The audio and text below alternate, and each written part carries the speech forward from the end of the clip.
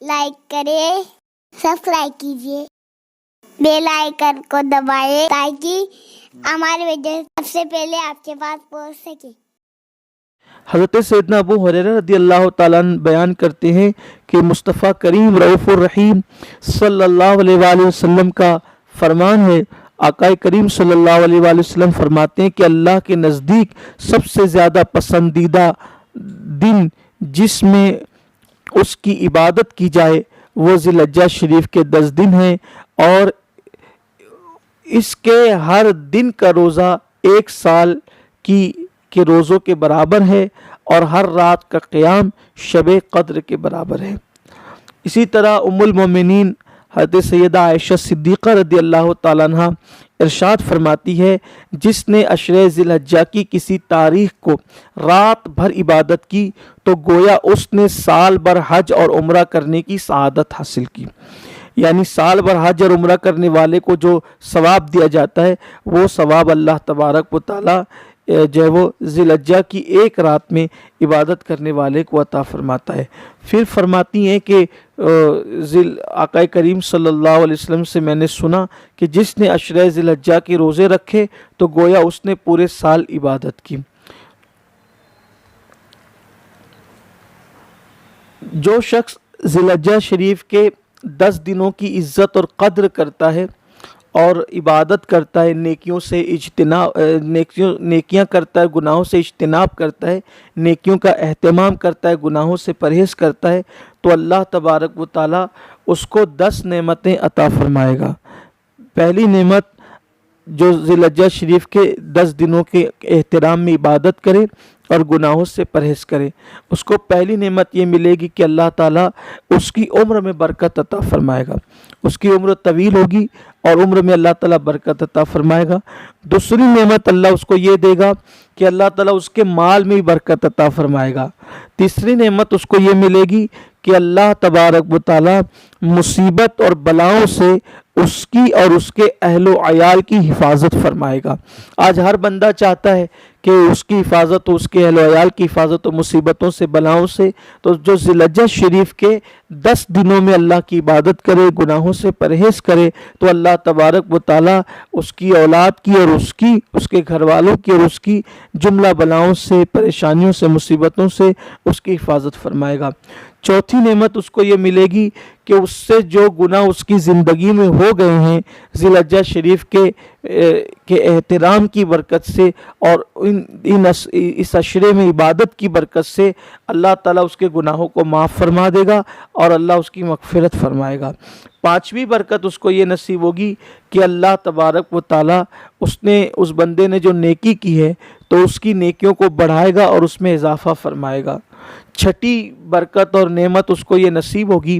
کہ سکرات کے وقت جو انسان کو تکلیف ہوتی ہے تو ذی الحجہ شریف کا احترام کرنے والا اور عشرہ ذی الحجہ میں عبادت کرنے والے کو اللہ تعالیٰ سکرات کے وقت اس کی مشکل کو آسان فرمائے گا اور اس کی روح آسانی کے ساتھ نکلے گی، اور اللہ تعالیٰ روح کے نکلتے وقت اس کے لیے آسانی پیدا فرمائے گا۔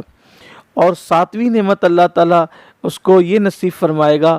کہ اس کی قبر کے اندھیرے کو دور فرما کر اس کی قبر میں روشنی اور اجالا فرما دے گا۔ 8ویں نعمت اللہ تعالیٰ اس کو یہ عطا فرمائے گا کہ میزان میں اس کے ہلکے اعمال کو اللہ تعالیٰ وزنی فرما دے گا اور اس کے نیکیوں کا پلڑا بھاری کر دے گا۔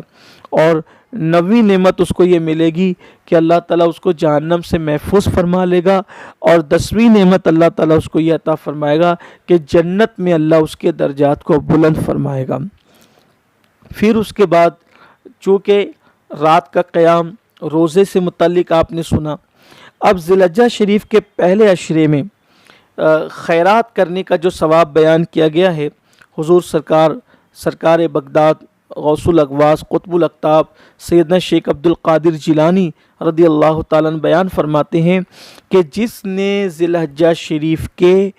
پہلے عشرے میں یعنی پہلے 10 دنوں کے اندر کسی مسکین کو اور کسی غریب کو خیرات دی، صدقہ دیا، تو اس نے گویا کہ اپنے پیغمبروں کی سنت پر صدقہ دیا، یعنی انبیاء کرام کی سنت پر صدقہ دیا۔ اور جس نے ذی الحجہ شریف کے پہلے 10 دنوں میں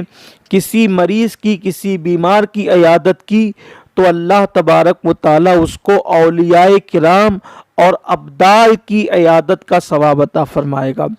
اور ان 10 دنوں میں عشرہ ذی الحجہ میں جو کسی جنازے میں شریک ہوا، کسی میت کے ساتھ کسی مسلمان کے جنازے میں اس نے شرکت کی، تو اللہ تبارک و تعالی اس کو شہیدوں کے جنازے میں شرکت کرنے کا ثواب عطا فرمائے گا۔ اسی طرح جس نے کسی مومن کو اس عشرے میں لباس پہنایا، کسی غریب کو، کسی مفلس کو، کسی ضرورت مند کو لباس پہنایا، تو اللہ تبارک و تعالی اس کو اپنی طرف سے خلعت عزت عطا فرمائے گا، عزت کی خلعت، عزت کا لباس عطا فرمائے گا۔ جس نے کسی یتیم کے سر پہ ہاتھ پھیرا، اس کی مدد کی، اس پر مہربانی کی، تو اللہ تبارک و تعالی ایسے یتیم کی مدد کرنے والے جو عشرہ ذی الحجہ میں مدد کی، سر پہ ہاتھ پھیرے اور اس کی امداد کرے، اس کی حاجت پوری کرے، تو اللہ تعالیٰ ایسے شخص کو قیامت کے دن عرش کا سایہ عطا فرمائے گا۔ اور بلکہ یہاں تک فرمایا گیا کہ جو کسی عالم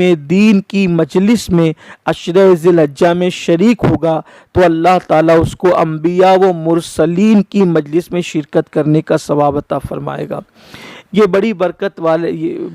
برکت والے دن ہیں، برکت والی راتیں ہیں جو ذی الحجہ شریف ہمارے درمیان آنے والی ہے۔ بلکہ سیدنا عبداللہ ابن عباس رضی اللہ تعالیٰ نے یہاں تک بیان فرماتے ہیں کہ یہ جو ذی الحجہ شریف کے پہلے 10 دن ہیں، یہ وہی دن ہے کہ حضرت آدم علیہ السلام جو میدان عرفہ میں پہنچے، تو یہ انہی 10 دنوں کے اندر کی یہ بات ہے۔ تو اللہ تعالیٰ نے حضرت آدم علیہ السلام کی توبہ کو انہی 10 دنوں کے اندر قبول فرمایا۔ حضرت ابراہیم علیہ السلام کو جو اپنا خلیل بنایا اور اپنا جو دوست بنایا، تو اللہ تعالیٰ نے اسی عشرہ ذی الحجہ میں یہ مقام خلت کا اور دوستی کا مقام ابراہیم علیہ السلام کو عطا فرمایا۔ اسی طرح انہی 10 دنوں کے اندر عشرہ ذی الحجہ میں، ذی الحجہ کے پہلے عشرے میں کعبہ شریف کی بنیاد بھی انہی 10 دنوں میں رکھی گئی ہے۔ اسی طرح اللہ تعالیٰ نے حضرت موسیٰ علیہ السلام کو جو کوہ طور پر بلا کر ان سے کلام فرمایا اور ان کو شرف ہم کلامی نصیب فرمایا،